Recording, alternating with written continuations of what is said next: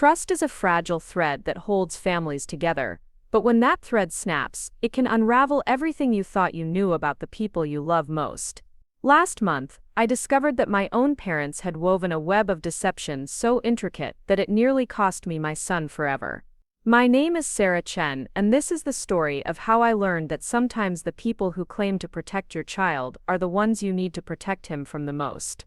Before we jump back in, tell us where you're tuning in from, and if this story touches you, make sure you're subscribed, because tomorrow I've saved something extra special for you. The morning light filtering through my kitchen window felt different that Tuesday in October, though I couldn't have known why at the time. I was standing at my granite countertop, packing little containers of goldfish crackers and apple slices into my 4-year-old son Marcus's lunchbox, when my phone buzzed with a text from my mother. The message was simple, almost casual in its tone, but it would become the first domino in a chain reaction that would change everything between us forever. "Can we take Marcus for the weekend? Your father and I want to drive up to the mountains before the leaves fall. Haven't had grandparent time in ages."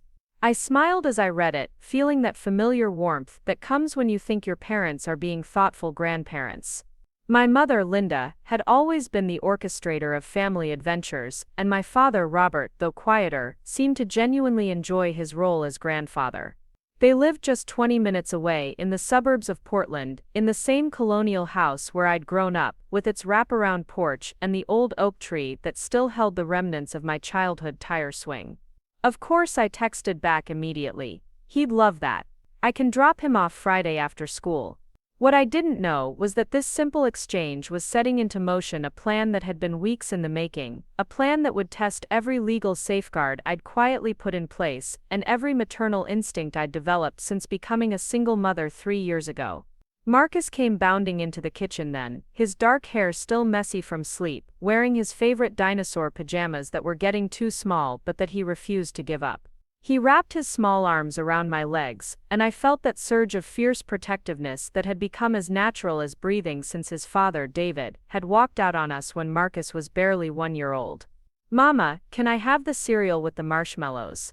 he asked, his brown eyes hopeful in that way that 4-year-olds have perfected. "Nice try, buddy," I laughed, reaching for the whole grain cereal instead. "But Grandma Linda texted. She and Grandpa Rob want you to come stay this weekend. They're going to drive up to see the fall colors." Marcus's face lit up like a Christmas tree. "Can we collect leaves, and maybe see a bear?" "We'll see about the bear," I said, though privately I hoped they'd stick to the safer tourist spots. My parents had always been adventurous, perhaps too much so, and I'd inherited their love of the outdoors, along with what my ex-husband had called my excessive need to plan for every possible disaster. That description stung because it wasn't entirely wrong. I am a planner by nature and by profession. I work as a project coordinator for a nonprofit that builds affordable housing, which means my days are spent anticipating problems before they happen, creating contingency plans, and making sure every detail is accounted for.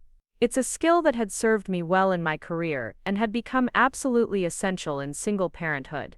But there was something deeper driving my careful approach to life, something that went back to the messy, complicated dissolution of my marriage and the custody battle that followed. David hadn't just left us emotionally and financially, he'd tried to take Marcus with him, claiming I was an unfit mother because of my anxiety and what he called my controlling behavior. The 6 months of legal proceedings that followed had been the most terrifying of my life, not because I thought I'd lose Marcus, but because I learned how quickly the legal system could turn your world upside down based on accusations and partial truths. That experience had taught me something crucial that most people never have to learn. In custody situations, preparation isn't paranoia, it's survival. So while other divorced parents might rely on informal agreements and verbal understandings, I had spent considerable time and money making sure that every aspect of Marcus's care and custody was documented, legal, and ironclad. The custody agreement we'd finally reached was comprehensive in a way that would have seemed excessive to most people.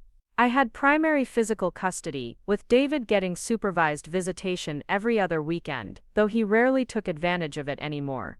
More importantly, the agreement specified exactly who was authorized to make decisions about Marcus's care, who could take him out of state, and who had the legal right to have him in their care when I wasn't available. My parents were listed as approved caregivers, of course.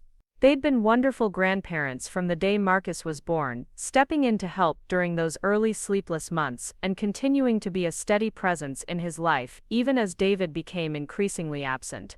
They'd supported me through the divorce, helped with childcare when I had to work late, and had never given me any reason to question their judgment when it came to Marcus's well-being.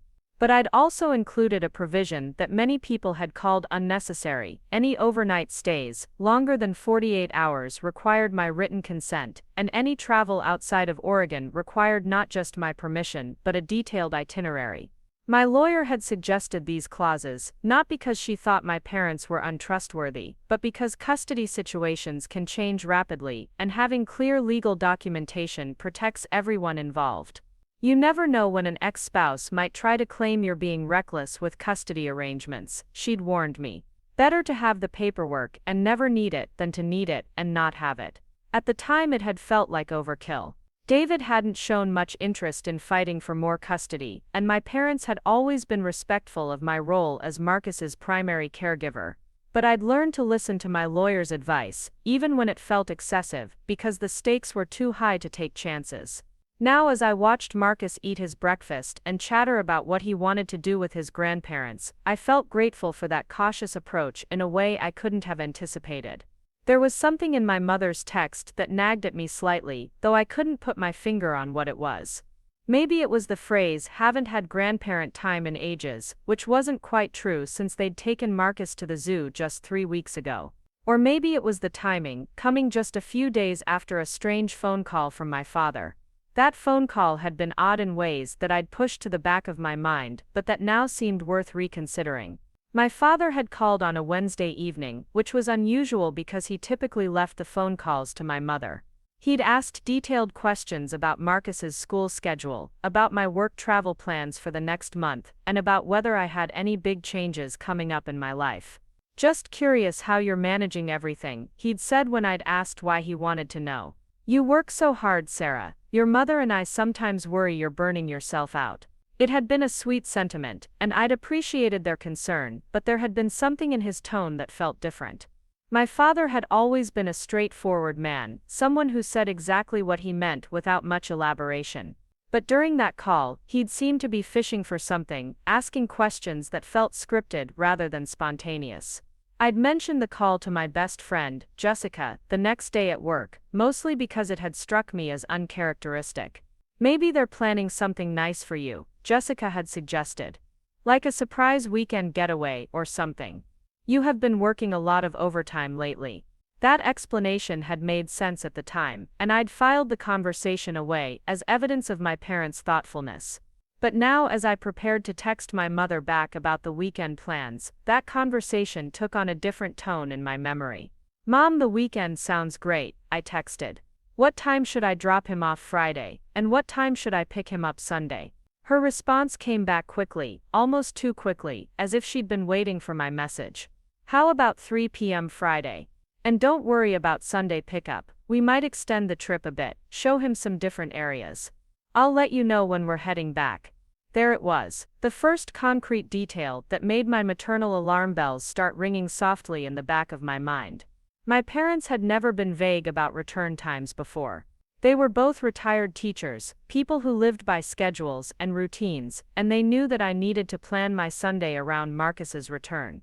"How long are we talking?" I texted back. "I need to know for work planning." "Just a few extra days, we'll be in touch." A few extra days. That phrase sat heavily in my stomach as I finished getting Marcus ready for preschool. In the context of custody agreements and legal protections, a few extra days could mean anything, and vague timeframes were exactly the kind of thing that could cause problems if David decided to make an issue of it. I made a mental note to follow up with more specific questions, but the morning routine took over, and soon I was rushing to get Marcus to school and myself to work on time. It wasn't until I was sitting at my desk an hour later, reviewing housing project timelines, that the full implications of my mother's message began to sink in. Any trip longer than 48 hours required written documentation. That was the rule I'd insisted on, and that my parents had agreed to, even if they'd rolled their eyes a bit at my thoroughness. But more than that, my instincts as a mother were telling me that something about this request felt different from their usual grandparent adventures. I pulled up my phone and scrolled back through recent text conversations with my parents, looking for clues I might have missed. What I found was a pattern of subtle questions that I'd answered without much thought, but that now seemed oddly focused. 3 weeks ago, my mother had asked about Marcus's preschool schedule and whether he'd be staying in the same school next year. 2 weeks ago, my father had inquired about my work situation and whether I was happy with my current job. Last week, my mother had asked whether I was dating anyone seriously and how I felt about the possibility of Marcus having a stepfather someday.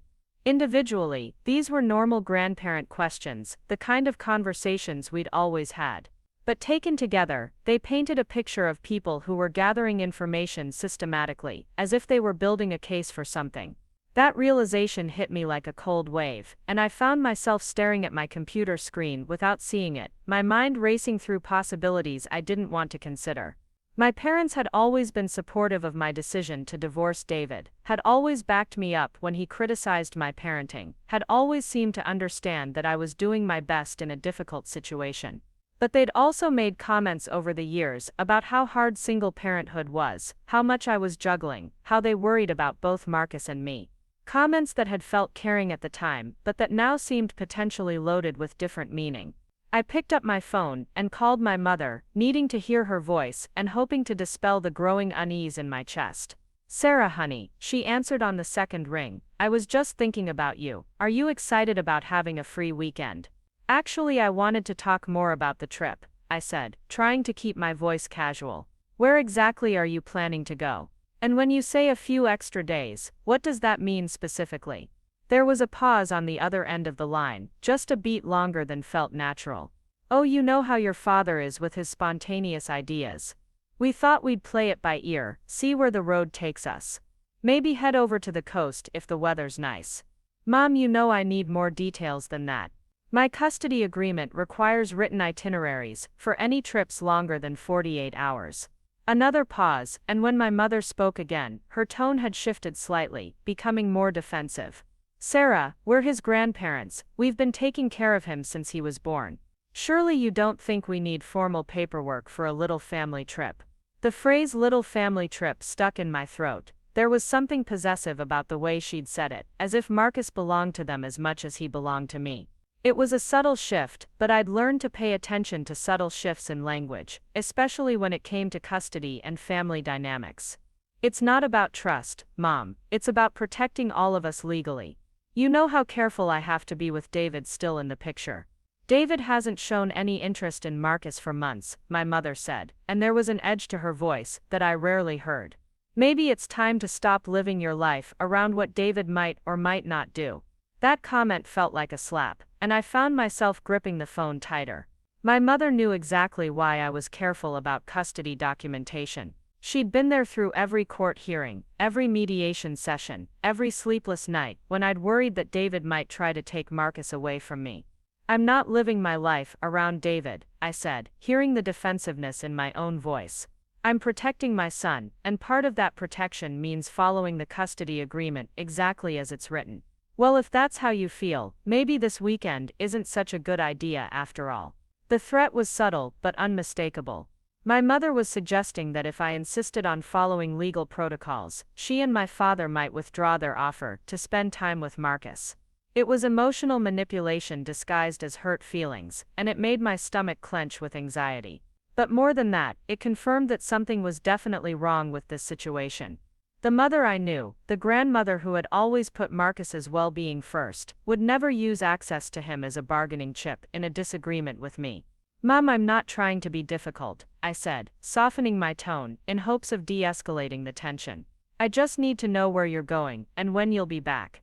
Can you give me those details?" "Fine," she said, but she sounded annoyed rather than understanding. "We'll drive up Highway 26 toward Mount Hood, maybe stop at some of the scenic overlooks. We'll probably be back by Tuesday or Wednesday." Tuesday or Wednesday. That was potentially 5 days, well beyond the 48-hour limit, and the vagueness of probably made me deeply uncomfortable. But I also didn't want to create a family crisis over what might be an innocent grandparent trip. "Okay," I said finally. But I'll need that in writing, and I'll need you to check in with me every day while you're gone. Of course, my mother said, though she still sounded strained. I'll send you an email with the details. Preparing and narrating this story took us a lot of time, so if you are enjoying it, subscribe to our channel. It means a lot to us. Now back to the story. We hung up, and I sat at my desk feeling unsettled and guilty in equal measure. On one hand, my mother had agreed to provide the documentation I'd requested. On the other hand, the entire conversation had felt wrong, like we'd been negotiating rather than planning a family trip. I spent the rest of the morning trying to focus on work, but my mind kept circling back to the phone call and to all the small details that felt slightly off about this weekend plan. By lunchtime, I'd made a decision that I knew my parents would probably see as excessive, but that my instincts were telling me was necessary. I called my lawyer. Margaret Webb had handled my divorce and custody case, and she'd become someone I trusted implicitly when it came to legal matters involving Marcus. She was in her 50s, with steel gray hair and a no-nonsense approach that had served me well during the most difficult period of my life. "Sarah," she said when her assistant put me through. "How are you? How's Marcus?" "He's good," I said, "but I have a question about the custody agreement, and I'm hoping you can give me some quick advice." I explained the situation with my parents, their request for an extended weekend trip, and the strange conversation I'd just had with my mother. Margaret listened without interrupting, asking a few clarifying questions about the specific language in our custody agreement. "You're right to be cautious," she said when I'd finished.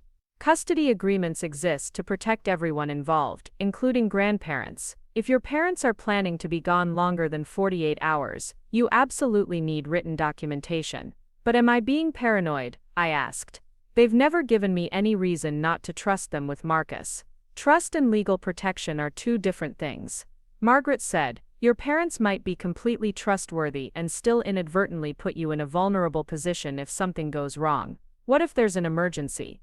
What if David decides to make an issue of Marcus being gone longer than the custody agreement allows? What if your parents have car trouble and end up stuck somewhere without a way to contact you?" Those were all scenarios I'd considered, and hearing them laid out by someone else made me feel less paranoid and more prudent.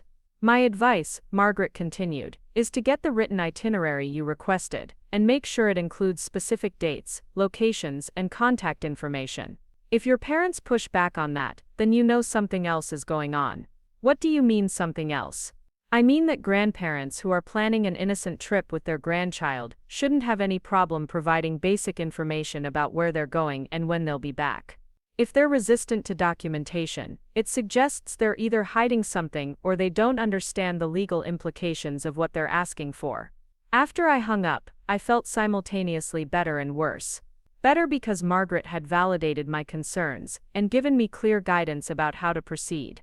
Worse because the conversation had crystallized my growing suspicion that this weekend trip was more complicated than my parents were letting on.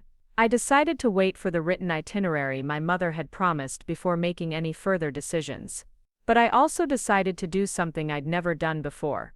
I called Marcus's preschool and asked them to put a note in his file, specifying that only I was authorized to pick him up without prior written permission. It felt like an overreaction even as I was making the call, but it also felt necessary. If something was going on with my parents, if they were planning something beyond a simple mountain trip, then I needed to make sure all of Marcus's normal routines were protected. The email from my mother arrived just before 5 p.m., as I was getting ready to leave work to pick up Marcus.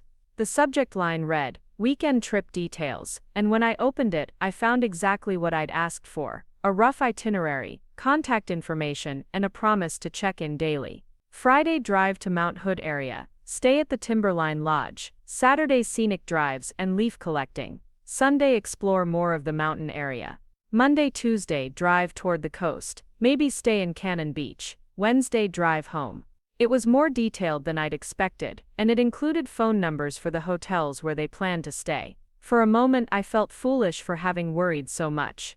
This looked like exactly what my mother had described, a spontaneous grandparent adventure with my son. But then I read the final paragraph of the email, and my sense of relief evaporated completely. "Sarah, your father and I have been talking, and we think this trip will be really good for Marcus. He's been through so much with the divorce, and he needs some stability and fun in his life. We want to make sure he knows how much family means, and how much he's loved. Don't worry about checking in every day. We'll send you pictures when we can, but cell service can be spotty in the mountains.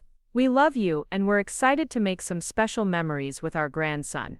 The language of that paragraph was wrong in ways that made my skin crawl. The suggestion that Marcus needed stability implied that his current life with me was unstable. The emphasis on family love sounded like they were positioning themselves as his primary source of emotional security. And the dismissal of my request for daily check-ins, disguised as a practical concern about cell service, felt like a deliberate attempt to avoid accountability. I sat in my car in the parking garage, reading and rereading that email, and I knew with absolute certainty that something was very wrong. My parents weren't planning a simple weekend trip, they were planning something that they didn't want me to be able to monitor or interrupt. But I also knew that I couldn't prove anything based on an email tone and some suspicious conversations. If I called off the trip at this point, based only on my instincts and some vague concerns, I would create a family crisis that might be completely unjustified. My parents would be hurt and angry, Marcus would be disappointed, and I would look like the controlling, paranoid mother that David had always claimed I was. On the other hand, if I let Marcus go on this trip and something went wrong, if my parents were planning something that violated our custody agreement, or put Marcus in danger, then I would never forgive myself for ignoring my instincts. I started the car and drove toward Marcus's preschool, my mind racing through options and outcomes. By the time I pulled into the school parking lot, I'd made a decision that felt both necessary and terrible. I was going to let Marcus go on the trip, but I was also going to take every legal precaution I could think of to protect both of us. If my suspicions were wrong, then no harm would be done, and my family relationships would remain intact. If my suspicions were right, then I would be prepared for whatever came next. That evening, after Marcus was asleep, I spent 3 hours on my laptop documenting everything. I printed out all the text messages and emails from my parents. I wrote a detailed summary of our phone conversations, including the questions my father had asked the week before. I made copies of our custody agreement and highlighted the relevant sections about travel and extended stays.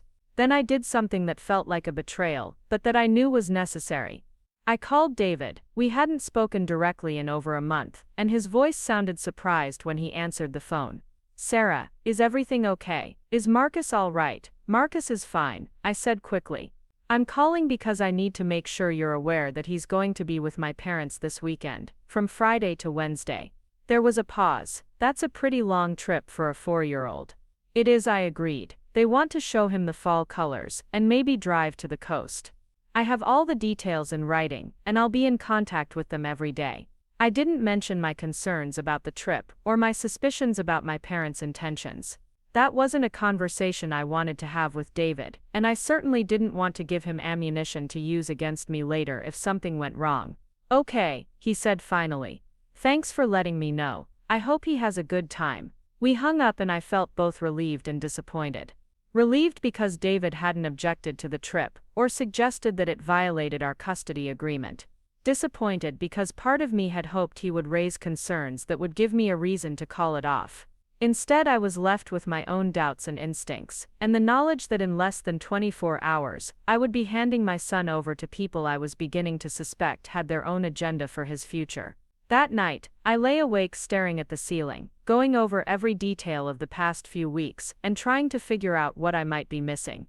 My parents had raised me, had been good grandparents to Marcus, had supported me through the most difficult period of my life.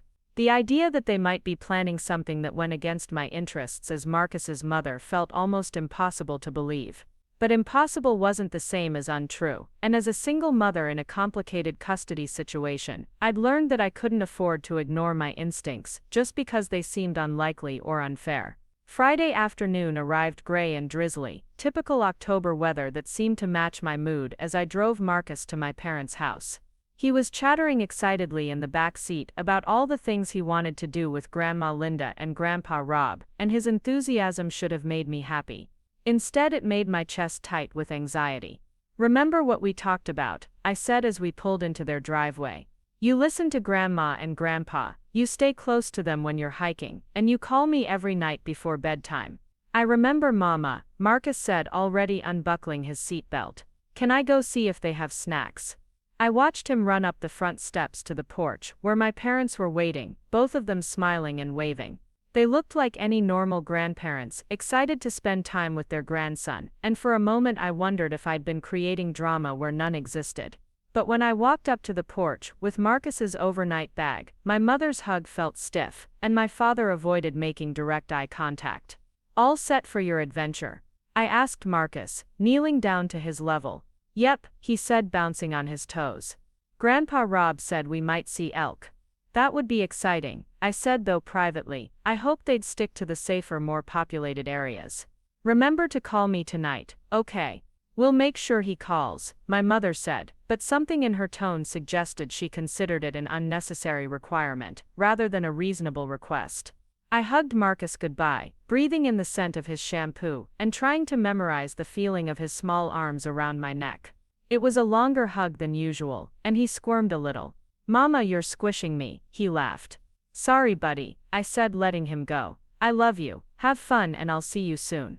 "Love you too," he said, already turning toward the house, where my father was holding the door open. I stood on the porch for another moment, watching my parents fuss over Marcus and help him with his jacket. They looked like loving grandparents preparing for a fun trip, and I felt a wave of guilt for all my suspicious thoughts and careful preparations. "Drive safely," I called as they walked toward my father's silver SUV. "And remember to call." "We will," my mother called back, but she was already helping Marcus into his car seat, and didn't look at me when she said it. I watched them drive away, Marcus's face pressed against the window, as he waved goodbye, and I felt that familiar pang of separation that came every time he was away from me overnight. But this time, the feeling was sharper, tinged with an anxiety that I couldn't shake. As I drove home to my empty house, I told myself that I was overreacting, that my parents were simply excited to spend extended time with their grandson, and that all my preparations had been unnecessary. But I also knew that I would sleep better that night, knowing I'd taken every precaution I could think of. What I didn't know was that my instincts had been absolutely correct, and that the real story was just beginning to unfold. The first red flag came at 9:30 that Friday night, when my phone remained silent. I'd been pacing my living room for 30 minutes, checking and rechecking the time, waiting for Marcus's promised bedtime call. My parents were usually punctual about these things, especially when it came to routines that involved Marcus. He was a creature of habit, and they knew that our nightly phone calls were sacred to both of us.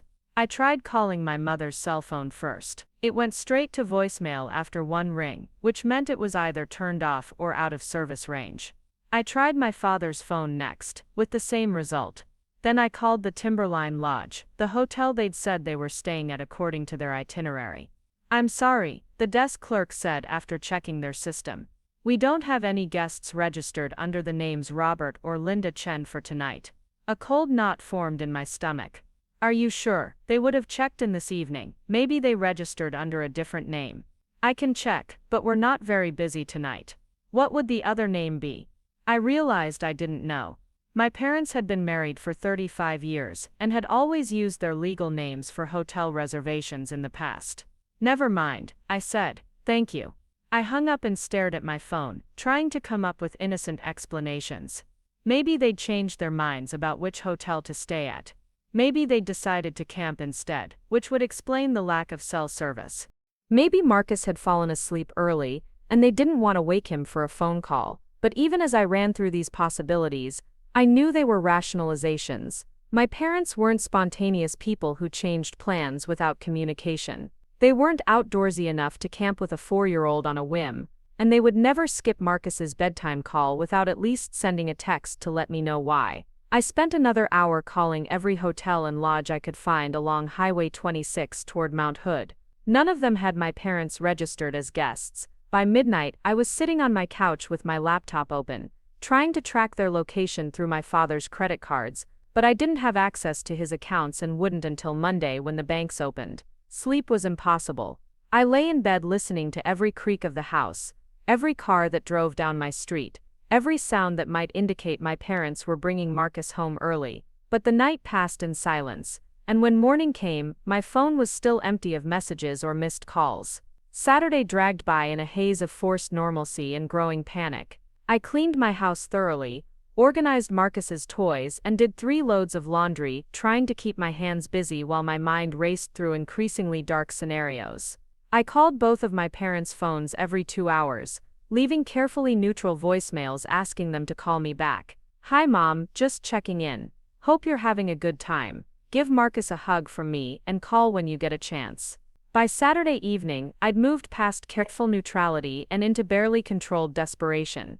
"Mom, Dad, it's Sarah. I really need to hear from you. Marcus was supposed to call me last night, and I haven't heard anything today. Please call me as soon as you get this message." But the phone remained silent, and I spent another sleepless night imagining car accidents, medical emergencies, and worse possibilities that I tried not to let fully form in my mind. Sunday morning brought a text message that should have been reassuring but instead made my blood run cold. "Hi honey, having wonderful time with Marcus. Weather is perfect for hiking. He's learning so much about nature and family. Don't worry about calling today. We're staying busy and he's perfectly happy. Love you." Mom, the message was wrong in every way that mattered. My mother never used that many exclamation points. She'd never referred to me as honey in a text message. She'd never told me not to worry about calling Marcus. And the phrase "he's learning so much about family" echoed the strange tone of her email from earlier in the week. But more than the tone, the timing was suspicious. The message had been sent at 6:47 a.m., which was either very early for people on vacation or very late for people trying to avoid a phone conversation. It felt calculated, designed to buy more time and keep me from calling the police to report Marcus missing. I screenshot the message and added it to the file I'd been building on my laptop, a growing collection of evidence that painted a disturbing picture of deception and manipulation. Then I did something I'd been avoiding since Friday night. I called Margaret Webb at her emergency number. "Sarah," she answered on the second ring, her voice alert despite it being Sunday morning. "What's wrong?" I told her everything. The missed phone call Friday night, the false hotel reservation, the 24 hours of silence, and the strange text message that morning. Margaret listened without interrupting, and when I finished she was quiet for a long moment. "Sarah, I think you need to call the police. But what if I'm overreacting? What if they really are just having cell phone problems and staying somewhere different than they planned? Then they can explain that to the police," Margaret said firmly. But parents who are following a court-ordered custody agreement don't disappear with a child for 48 hours without communication. And that text message sounds like someone trying to avoid accountability, not someone having innocent technical difficulties. What do I tell the police? You tell them exactly what you told me. That your parents took your son on what was supposed to be a weekend trip, that they violated the terms of your custody agreement by failing to provide required communication, and that you believe your child may be in danger. The word danger hit me like a physical blow. Until that moment, I'd been thinking of this as a custody violation or a misunderstanding. But Margaret was right. If my parents were deliberately hiding Marcus from me, then he was potentially in danger, even if that danger came from people who claimed to love him. I called the Portland Police Department non-emergency line and explained the situation to a desk sergeant who sounded bored until I mentioned the custody agreement and the fact that a 4-year-old child was involved.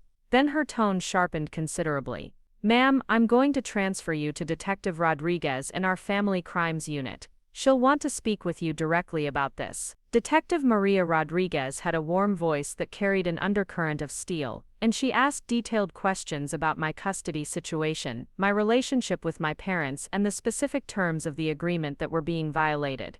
She also asked about my ex-husband, David, and whether he might be involved in what was happening. "I don't think so," I said. "I called him Friday night to let him know about the trip, and he didn't seem concerned, but I can give you his contact information if you want to check." "We'll do that," she said. "I'm also going to need copies of your custody agreement, the text messages and emails from your parents, and any other documentation you have about this trip." "I have all of that ready," I said, and I could hear the relief in my own voice at being taken seriously by someone in authority. "Good, that tells me you've been thinking clearly about this situation. I want you to email me everything you have, and then I want you to come in to the station this afternoon to file a formal report." "What happens then?" "Then we start looking for your son," she said simply. "We'll put out a bolo alert for your parents' vehicle, we'll check credit card activity, and we'll start contacting hotels and campgrounds in the areas where they might have gone. We'll also reach out to family members and friends who might know something about their plans. That last part made me pause. Detective, there's something else I should tell you. Over the past few weeks, my parents have been asking a lot of questions about my life, my job, my dating situation, and Marcus's school. At the time I thought they were just being caring grandparents, but now I'm wondering if they were gathering information for some other purpose. What kind of purpose? I don't know, I admitted. But the questions felt systematic, like they were building a case for something. A case for what? The words stuck in my throat, but I forced myself to say them. Maybe for trying to get custody of Marcus themselves. Maybe they think I'm not a good mother, or that he'd be better off with them. Detective Rodriguez was quiet for a moment. Has there been any indication that your parents disapprove of your parenting or your lifestyle? I thought about the comments they'd made over the years, the subtle criticisms disguised as concern, the way they sometimes undermined my authority with Marcus by giving him treats I'd said no to or letting him stay up past his bedtime when he was at their house. Nothing direct, I said. But they've made comments about how hard single parenthood is, how much I work, how they worry about both Marcus and me. I always thought they were being supportive, but maybe they were documenting problems they perceived with my parenting. Sarah, I want you to listen to me carefully, Detective Rodriguez said, her voice gentle but serious. What you're describing sounds like a possible parental alienation situation, where well-meaning family members convince themselves that a child would be better off in their care, rather than with the legal parent. It's more common than people realize, and it often involves grandparents, who have strong opinions about their adult children's life choices. Parental alienation. I'd heard the term during my divorce proceedings, but always in the context of David potentially trying to turn Marcus against me. I'd never considered that my own parents might be capable of something similar. But why now? I asked. Marcus is happy and healthy, I'm doing well at work, I'm stable financially, and I've been a good mother to him. Sometimes that doesn't matter, Detective Rodriguez said. Sometimes people convince themselves that they know what's best for a child, regardless of what the law says or what the actual parent wants, and sometimes they take action based on that conviction. After I hung up with the detective, I sat in my kitchen staring at my phone and trying to process what was happening. 48 hours ago, I'd been a single mother with a normal relationship with her parents, and a 4-year-old son who was excited about a weekend adventure. Now I was a woman whose child was missing, whose parents were lying to her, and whose life was being investigated by the police. I spent the afternoon at the police station, going through every detail of the past few weeks, with Detective Rodriguez and a social worker named Janet Kim. They were thorough and professional, but I could see the concern in their eyes, as the scope of my parents' deception became clear. The false hotel reservation is particularly troubling, Detective Rodriguez said as we reviewed the timeline. That suggests premeditation rather than spontaneous changes in plans. What does that mean? I asked, though I was afraid I already knew. It means your parents planned from the beginning to take Marcus somewhere, other than where they told you they were going. And it means they planned to be unreachable by you during that time. Janet Kim leaned forward in her chair. Sarah, I need to ask you some difficult questions about your family dynamics. Has there ever been any suggestion from your parents that Marcus would be better off living with them? Any criticism of your parenting decisions or your lifestyle choices? I thought back through years of conversations, looking for red flags I might have missed or dismissed. They've always been very involved in Marcus's life, I said slowly. More involved than some grandparents, I think. They have a key to my house. They know his school schedule and his doctor's appointments. They've always acted like they have equal say in decisions about his care. Did you give them that level of involvement, or did they assume it? The question hit me like a revelation. I thought about how my parents had inserted themselves into every aspect of Marcus's life from the day he was born, how they'd always been available to help, but also how they'd always had opinions about everything from his bedtime to his diet to his daycare choices. I think they assumed it, I said quietly. And I let them because I needed the help, especially after David left. I was working full-time and trying to manage everything on my own, and they were always there to step in. But their help came with strings attached, Janet observed. They expected to have ongoing influence over Marcus's care and upbringing. I guess so, but I never thought of it as a problem, because we usually agreed on things, and they love Marcus so much. Love can be possessive, Detective Rodriguez said, and sometimes people who love a child convinced themselves that they know better than the legal parent what's in that child's best interests. We spent another hour going through my custody agreement and discussing the legal implications of what my parents had done. Even if their intentions were good, they had violated a court order by taking Marcus out of communication range without my permission, and by extending the trip beyond the agreed-upon time frame. What we're dealing with now is essentially kidnapping, Detective Rodriguez explained. Your parents may not see it that way, and a jury might be sympathetic to their motives if they genuinely believe they're protecting Marcus. But legally, they have no right to keep him from you, or to prevent you from communicating with him. So what happens next? We've already put out the Bolo alert for their vehicle. We're monitoring their credit card activity, and we've contacted law enforcement agencies in the areas where they might have gone. We're also going to reach out to extended family members and close friends to see if anyone knows where they might be.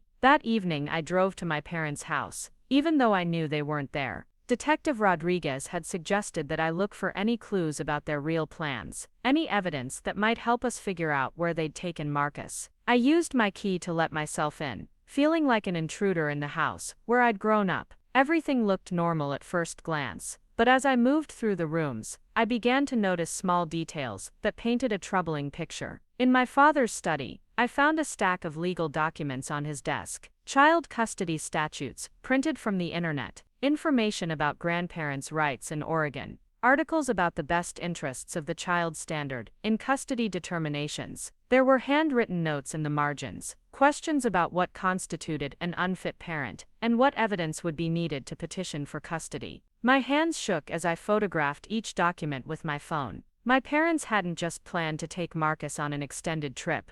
They'd been researching how to take him away from me permanently. In my mother's bedroom, I found something even worse: a notebook filled with observations about my parenting over the past year. Dates when I'd worked late and my parents had picked Marcus up from daycare. Times when I'd seemed stressed or overwhelmed during family visits. Notes about Marcus being tired or cranky, with speculation about whether I was giving him proper bedtime routines. The notebook read like a case file being built against me, a careful documentation of every moment when I'd been less than perfect as a mother. Reading it felt like being punched in the stomach repeatedly, seeing my own struggles and imperfections catalogued as evidence of my unfitness as a parent. But the worst discovery was in Marcus's room at their house, the room they'd set up for his overnight visits. I'd always thought it was sweet that they'd made him a special space with his favorite books and toys. Now I realized it looked less like a guest room for occasional visits and more like a permanent bedroom for a child who lived there full-time. There were clothes in the dresser that I'd never seen before, toys that they'd never mentioned buying, and school supplies that suggested they'd been preparing for Marcus to attend school from their house rather than mine. On the small desk, I found enrollment forms for the elementary school in their district, filled out in my mother's handwriting with Marcus's information. The forms were dated 3 weeks ago, right around the time my parents had started asking their systematic questions about my life and plans. They'd been preparing to enroll Marcus in school near them, which meant they'd been planning to keep him long before this weekend trip ever came up. I sat on Marcus's little bed in that room, surrounded by evidence of my parents' betrayal, and finally allowed myself to cry. Not just for the fear and anger I'd been carrying for 3 days, but for the deeper grief of realizing that the people I'd trusted most in the world had been plotting against me for weeks or possibly months. My phone buzzed with a text message, and for a moment I hoped it might be news from Detective Rodriguez.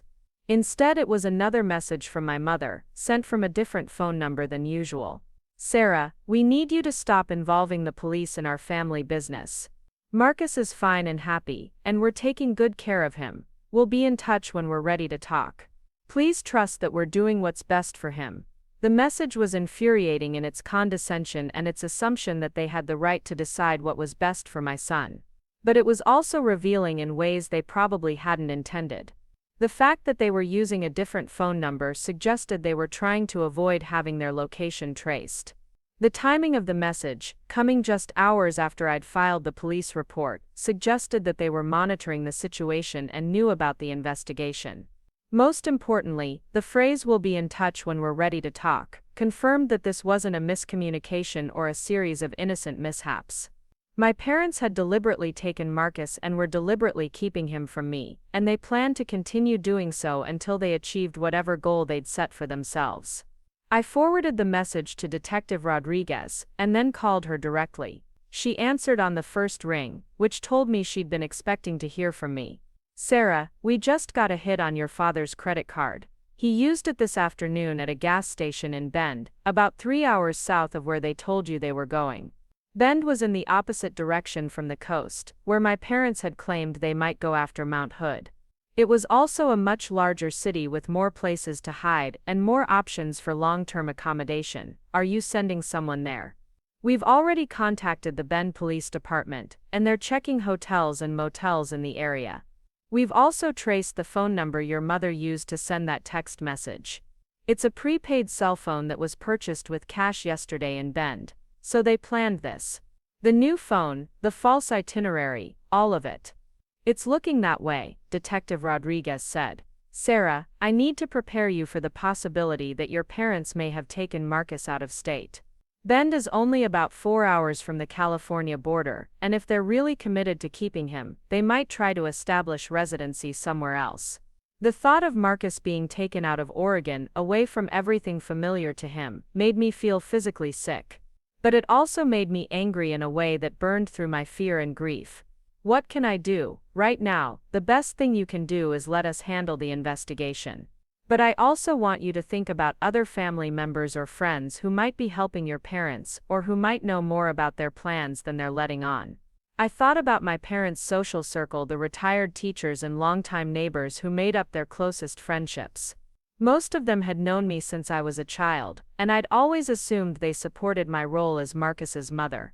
But now I wondered how many conversations had been happening behind my back, how many people might have been convinced that I was an unfit parent who needed to have my son rescued from me. "There's my Aunt Carol," I said finally. "My mother's sister. She lives in Sacramento, and she's always been very close to my parents. If they were planning to leave the state, she might be involved." "We'll check on that," Detective Rodriguez said. "In the meantime, I want you to go home and try to get some rest. I know that's probably impossible, but you need to take care of yourself so you can be strong for Marcus when we find him." When we find him, not if. I clung to that certainty as I drove home through the dark streets of Portland, past the familiar landmarks of the life I'd built for myself and my son. The life that my parents were trying to take apart because they'd decided they knew better than I did what was best for Marcus. But as I lay in bed that night, staring at the ceiling and listening for phone calls that didn't come, I made myself a promise. I would find my son, and I would bring him home, and then I would make sure that no one could ever take him away from me again. The legal documents I'd found in my parents' house had shown me exactly how they planned to attack my fitness as a mother. But what they didn't know was that I had my own documentation, my own evidence, and my own legal resources. They might have thought they could manipulate the system to get custody of Marcus, but they'd underestimated both my determination and my preparation. Tomorrow, I would start building my own case, not just to get Marcus back, but to ensure that my parents never had unsupervised access to him again. They'd broken my trust, violated a court order, and traumatized both Marcus and me with their deception. But they'd also made a crucial mistake. They'd assumed that because I was young and single and sometimes overwhelmed, I would be easy to defeat in a legal battle. They were about to learn exactly how wrong they'd been about that assumption. The fight for my son was just beginning, and I intended to win it. The breakthrough came on Tuesday morning at 6:43 a.m., when my phone rang with a number I didn't recognize. I'd been awake for hours, pacing my living room and checking my email obsessively for updates from Detective Rodriguez, so I answered on the first ring. "Is this Sarah Chen?" The voice was unfamiliar, hesitant with a slight southern accent. "Yes, who is this?" "My name is Beverly Martinez. I work the night shift at the Comfort Inn in Redding, California. I think your parents and your little boy might be staying here." My heart stopped. "What makes you think that?" "Well, we had an older couple check in 3 days ago with a young child. They paid cash and gave the name Johnson, but the little boy keeps calling them grandma and grandpa, and he's been asking about his mama. When I saw the Amber Alert this morning, the description matched what I've been seeing." Amber Alert. Detective Rodriguez hadn't told me they'd issued one, but I felt a surge of gratitude that the search had escalated to that level. Are they still there? I asked, grabbing my keys and heading for the door even as we spoke. Yes, ma'am. I just saw the older woman taking the boy to the vending machine about 20 minutes ago. The thing is, the little boy seemed upset. He was asking when he could call his mama, and the woman told him the phone wasn't working, but they'd try again later. I was already in my car, starting the engine with shaking hands. I'm calling the police right now. Please don't let them leave if you can help it. I'll do what I can, honey. That little boy just looks so sad. I called Detective Rodriguez while speeding toward the freeway, and she coordinated with Redding Police to have officers dispatched to the hotel immediately. She also arranged for me to meet them there, though she warned me it would be a 4-hour drive, and anything could happen before I arrived. Sarah, I need to prepare you for the possibility that they might run when they see police cars, she said. People who take children in custody disputes often panic when law enforcement gets involved. But they won't hurt Marcus, will they? The question that had been haunting me for 4 days finally found voice. Based on everything we know about your parents, no, I don't think they would physically harm him. But emotional trauma is still trauma, and being separated from you for this long is already affecting him. The drive to Redding was the longest 4 hours of my life. I alternated between driving as fast as I dared and pulling over to take phone calls from Detective Rodriguez with updates on the situation. The Redding police had arrived at the hotel and confirmed that my parents were there with Marcus, but they'd refused to come out of their room. They're claiming this is a family matter and that they have legal custody, Detective Rodriguez told me during one of these calls. Of course they can't produce any documentation to support that claim. What happens now? Now we wait for you to arrive with your custody paperwork, and then we serve them with the warrant we've obtained for custodial interference. At that point, they'll have to surrender Marcus or face arrest. When I finally pulled into the Comfort Inn parking lot, I could see the police cars immediately. There were 3 patrol units and an unmarked sedan, all positioned strategically around the building. Detective Rodriguez met me at my car, along with a Redding detective named Captain Walsh. They're in room 237. Detective Rodriguez said, without preamble. We've been in communication with them for the past hour, trying to convince them to come out voluntarily. They've agreed to speak with you, but only you. What do you mean, only me? They're saying they won't discuss this situation with law enforcement present. They want to have a family conversation to resolve this matter privately. Captain Walsh shook his head. That's not how custodial interference cases work. But if you're willing to speak with them, we can monitor the conversation and intervene if necessary.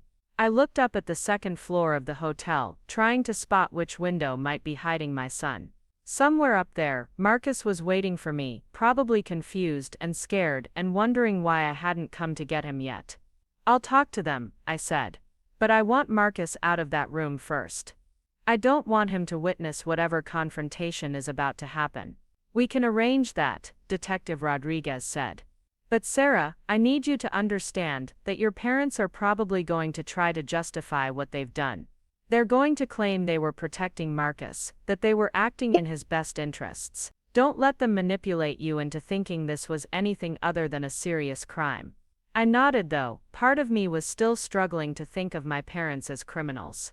They were Linda and Robert Chen, retired high school teachers who volunteered at the food bank and never missed Marcus's school performances. They were the people who'd taught me to ride a bike and helped me with my homework and celebrated every milestone in my adult life. But they were also the people who'd stolen my child and lied to my face for weeks while planning to permanently separate us. The hotel manager, a nervous man named Mr. Peterson, led us up to the second floor and pointed out room 237. I could hear voices inside, my mother's higher pitch mixing with my father's deeper tones, but I couldn't make out words. Detective Rodriguez knocked on the door. Mr. and Mrs. Chen, this is Detective Rodriguez with Portland Police. Sarah is here, and she'd like to speak with you. The voices inside stopped abruptly, and for a long moment there was silence. Then I heard my father's voice, closer to the door. Sarah, is that really you? It's me, Dad. My voice cracked despite my efforts to stay strong. I need to see Marcus. I need to know he's okay. He's fine, sweetheart. He's been having a wonderful time with us. But we need to talk about some things before. No, I interrupted, finding strength I didn't know I had. There's nothing to talk about until I see my son. You took him without permission, you lied to me about where you were going, and you've kept him from me for 4 days. The only conversation we're having is the one where you hand him over to me immediately. There was muffled discussion inside the room, and then my mother's voice. Sarah, we can explain everything, but you have to understand, we were trying to protect Marcus. We've been so worried about both of you. Protect him from what? I asked, though I was afraid I already knew the answer. From the life you're giving him, my father said, his voice heavy with judgment. You work too much. You're always stressed. You don't have time to really be present with him. And this thing with David, dragging a child through a custody battle, exposing him to all that conflict and uncertainty. Each word hit me like a physical blow, but I forced myself to stay focused on what mattered most. Open this door and let me see Marcus. Now. We will, but first you need to understand why we did this. We've been researching custody laws, Sarah, and we think there's a good case to be made that Marcus would be better off with us. We can provide him with stability, with a 2-parent household, with grandparents who have time to really focus on his needs. You researched custody law, the words came out as a whisper, but I felt Detective Rodriguez's hand on my shoulder, steadying me. We talked to a lawyer, my mother said. He said that if we could demonstrate that you're an unfit parent, we might be able to petition for custody. We've been documenting things, Sarah. The times you've been late picking him up, the nights you've had to work late, the way you seem overwhelmed and anxious all the time. The notebook I'd found in their house suddenly made perfect sense. They hadn't just been planning to take Marcus temporarily. They'd been building a legal case to take him permanently, and this kidnapping was the first step in that process. You're wrong about everything, I said, my voice growing stronger with each word. I'm a good mother. Marcus is happy and healthy and loved. And what you've done is kidnapping, regardless of what you think about my parenting. It's not kidnapping when it's family, my father protested. We're his grandparents. We love him more than anything in the world. Love doesn't give you the right to take someone else's child, Detective Rodriguez interjected. Mr. and Mrs. Chen, you need to open this door and surrender Marcus immediately, or we're going to have to force entry. There was more muffled discussion, and then I heard a sound that broke my heart completely. Marcus crying. Mama? His voice was small and scared, muffled by the door but unmistakably his. Mama? I want to go home. That was it. Whatever patience or diplomacy I'd been trying to maintain evaporated in an instant.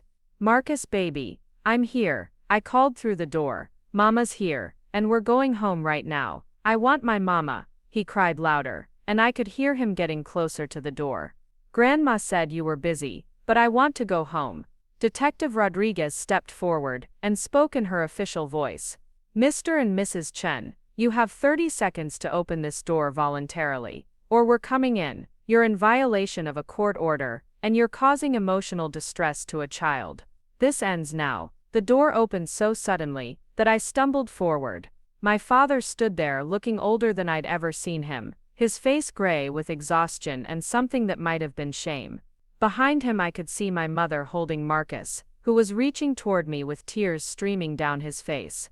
Mama? He broke away from my mother and ran to me, throwing his small arms around my neck with such force that I almost fell backward. I buried my face in his hair, breathing in the scent of him, feeling his solid warmth against my chest, and finally allowing myself to believe that he was real and safe and back in my arms. I missed you so much, baby, I whispered, holding him tight enough that he squirmed a little. Are you okay? Are you hurt? I'm okay, he said, though his voice was shaky, but Grandma and Grandpa said, we couldn't call you because the phones were broken, and I got scared because you always call me at bedtime.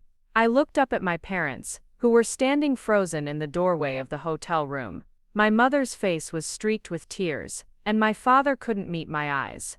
The phones weren't broken, Marcus, I said gently. Grandma and Grandpa made a mistake. A big mistake. Detective Rodriguez stepped forward with handcuffs, and for a moment I thought my father might resist.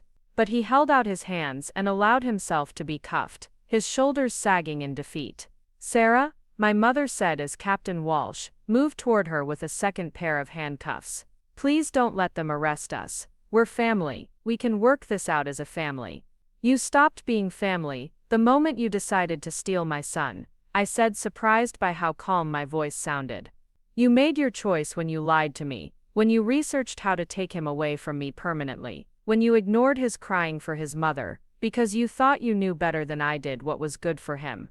"We do know better," my father said, and even in handcuffs, his voice carried that familiar tone of condescension that I'd been hearing my whole life.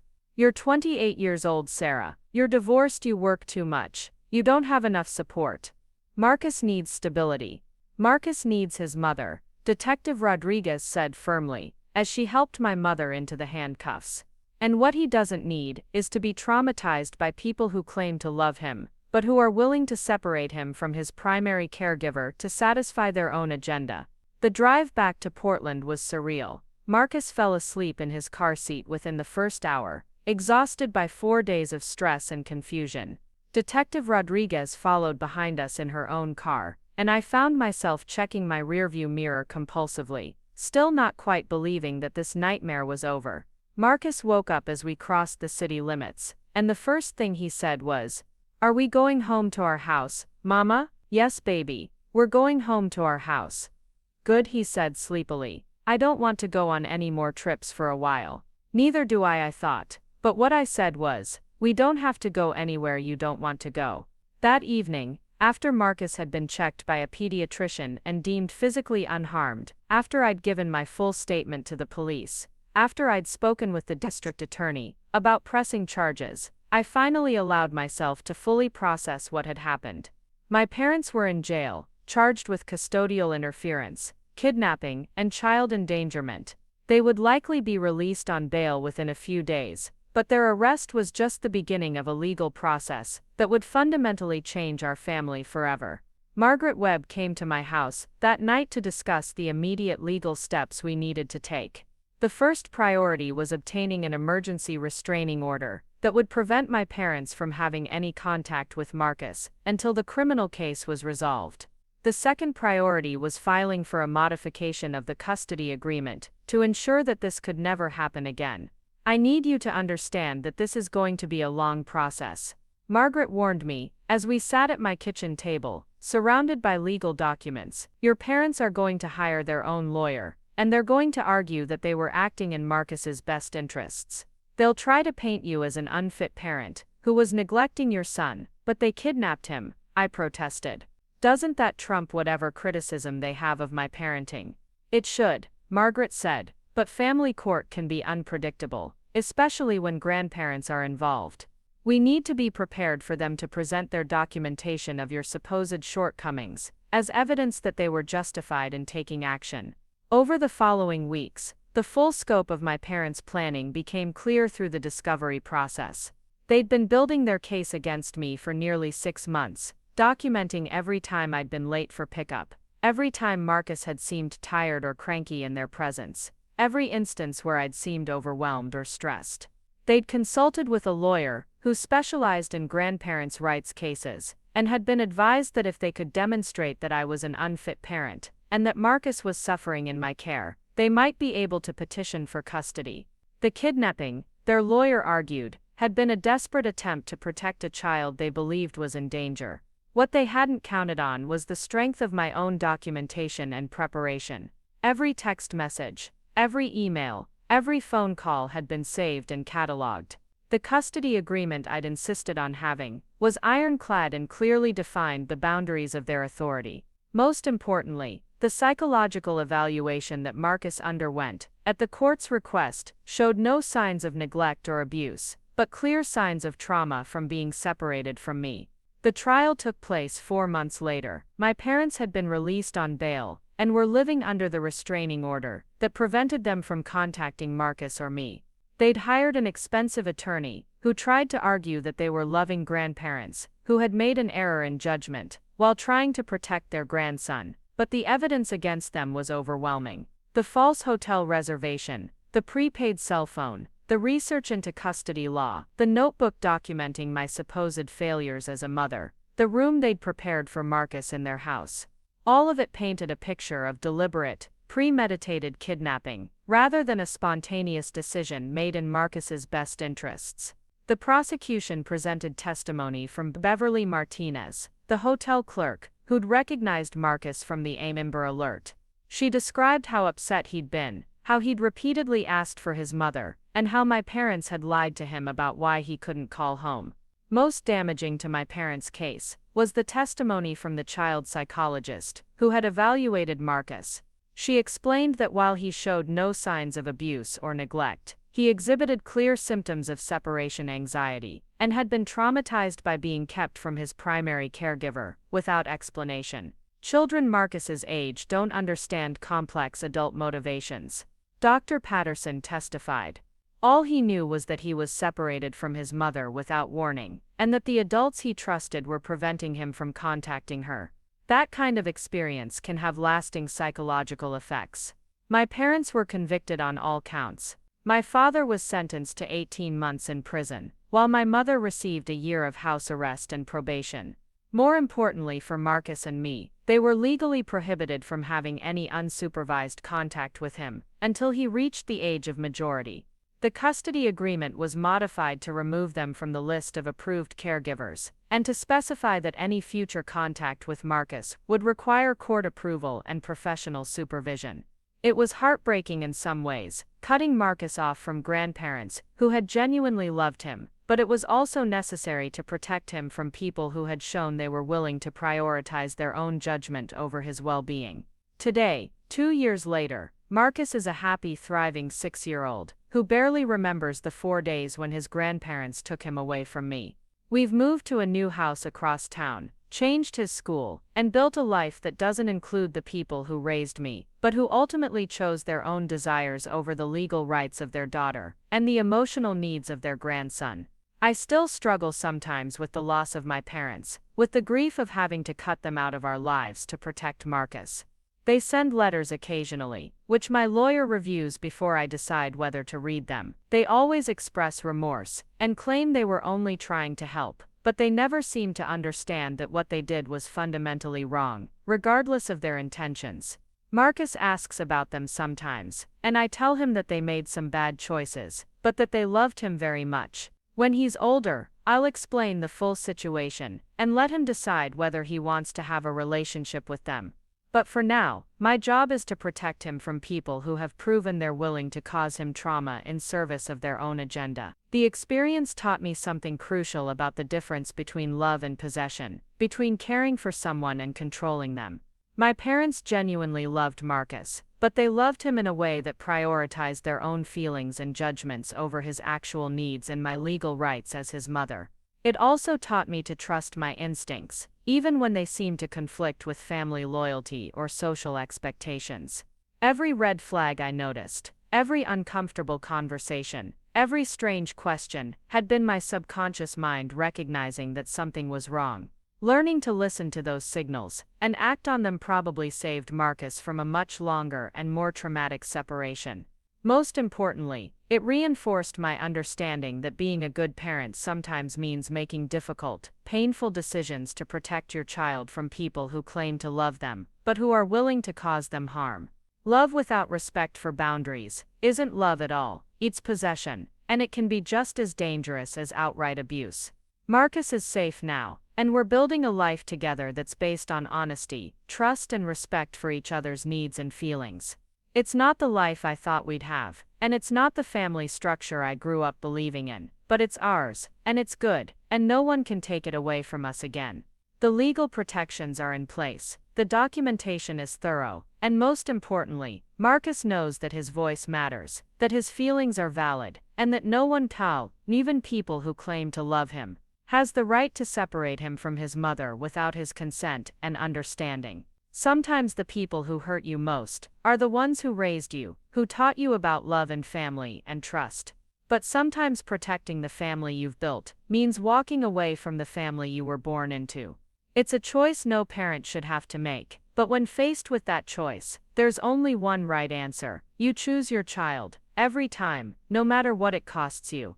Up next, you've got 2 more standout stories, right on your screen. If this one hit the mark, you won't want to pass these up. Just click and check them out.